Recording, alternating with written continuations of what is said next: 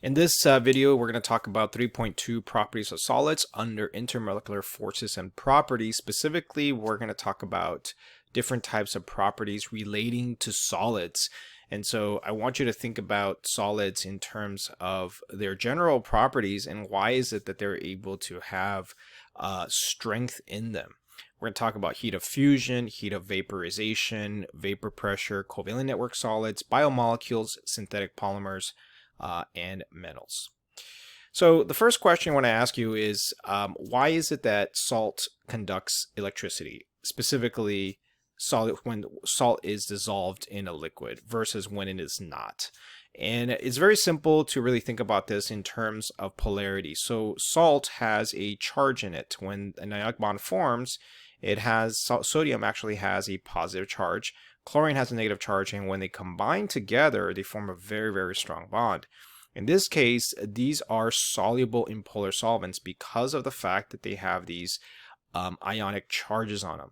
And so water, as an example here, is going to arrange itself so that the negative side of the dipole moment, specifically the oxygen, is going to attract itself to the sodium here, while hydrogen, which is generally a positive, has a positive charge, would basically be on the outside. Now, the reason why there's a positive negative charge here for water is because of the fact that it has a dipole moment.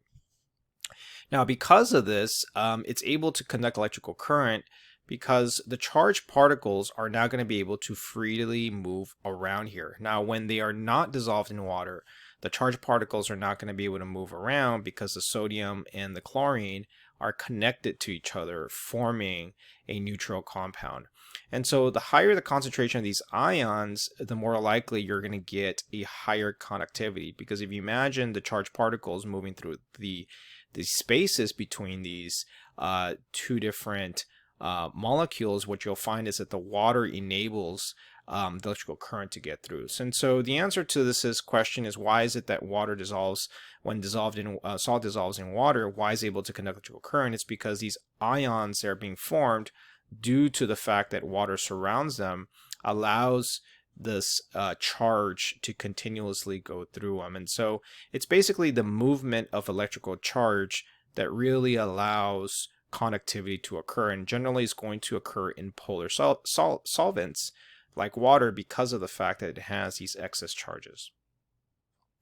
Now, another thing about ionic solids that's very, very common has to do with its strength. And so when it is not dissolved in water in an ion form, ionic solids have really strong Coulombic forces. Coulombic forces are basically this attraction between the positive and the negative ions.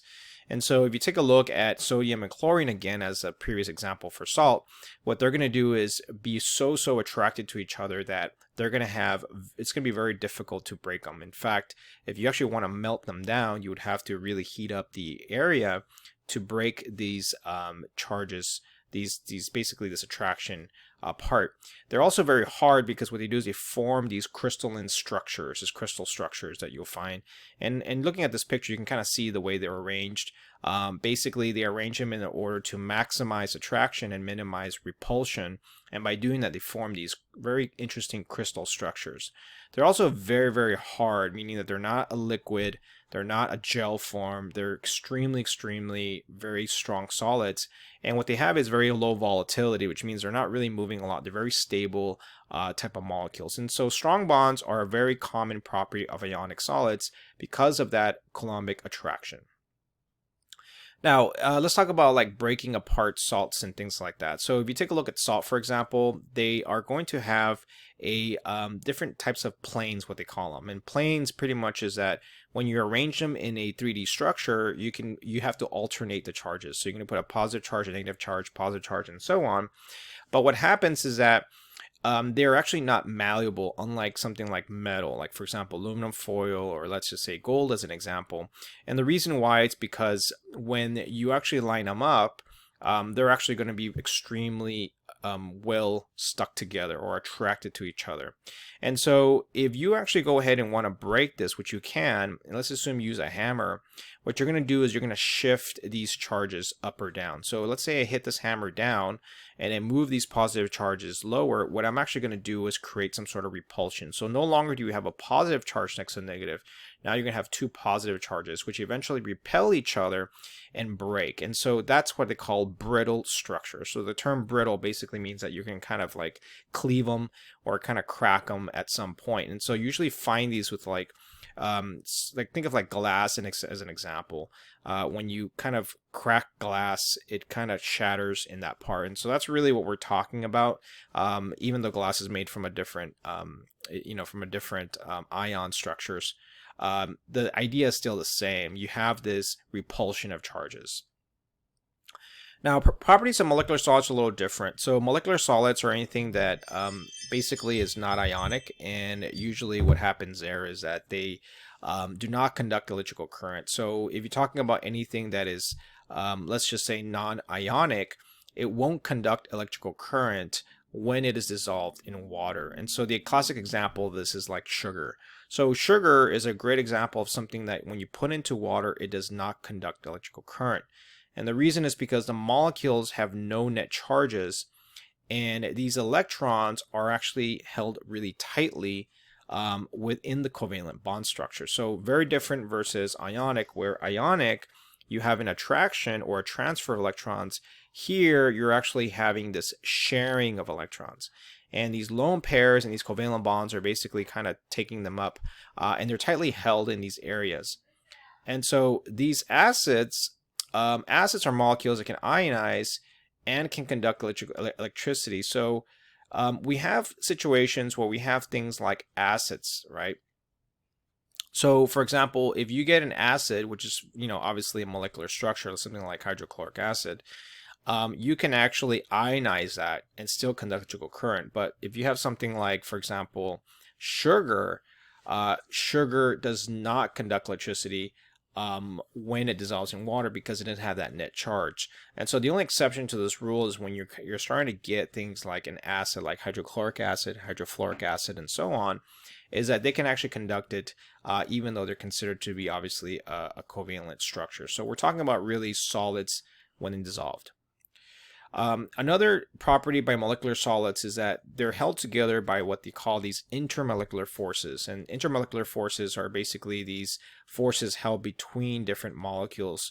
And these are generally much weaker than covalent and ionic, which are between these atoms. So for example, if I take a look at this positive and negative charge, this is the intermolecular force. And because of that, these are going to have a much higher vapor pressure than ionic solids. And so vapor pressure is definitely proportional to the strength of that intermolecular force. In addition to that, they have a much lower melting and boiling points than ionic solids. So again, when we're talking about vapor pressure, make sure you understand what that really represents. It's in addition to that, because their intermolecular forces are actually very, very weak, they're going to have low melting and boiling points. Now let's talk about some shapes here real quick. This is an example of a molecular solid, and usually we'll find them usually with hydrocarbons. Hydrocarbons, anything that's stated with a H and a C. As you can see from here, this is a very long chain molecular structure. It's a saturated fat, very straight chain, solid room temperature. Think of things like butter and anything that you find for cooking that usually has like lard in it. These are actually very important because the longer that chain is, the more likely it's going to have different properties. And so this is actually saturated, meaning that every single hydrogen is kind of carbon saturated with these hydrogens.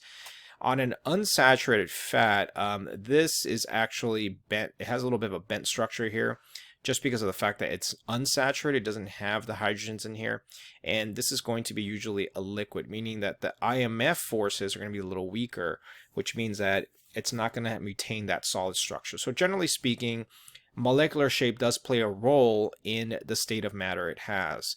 So if I ask you, why is it that, for example, like butter as an example, would most likely have weaker IMF forces, you can assume it has to do something with the structure, and also compared to something else that would be like a more of a greasy structure, would have a more saturated carbons. And so saturated chains generally are going to be a little bit more stable than unsaturated chains.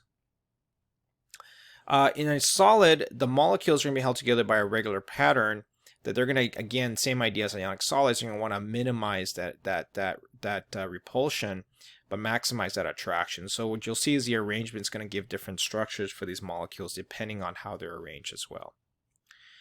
Okay, now let's talk a little bit about the heating curves for different structures. And the first part has to do with the heating curve as you're changing things from a state of matter, from a solid to a liquid to a gas and so on. So think of it like an ice cube.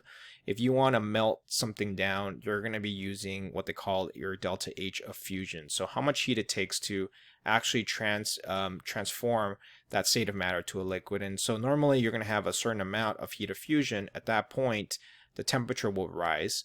And then as a liquid, if you want to turn to a gas, you would call it the delta H of vaporization. Now make sure you understand what this curve represents. Usually you're going to have temperature on the y-axis and heat on the x-axis. And obviously your gas is going to have the highest amount of temperature and also an increased amount of heat as you're moving down in this direction.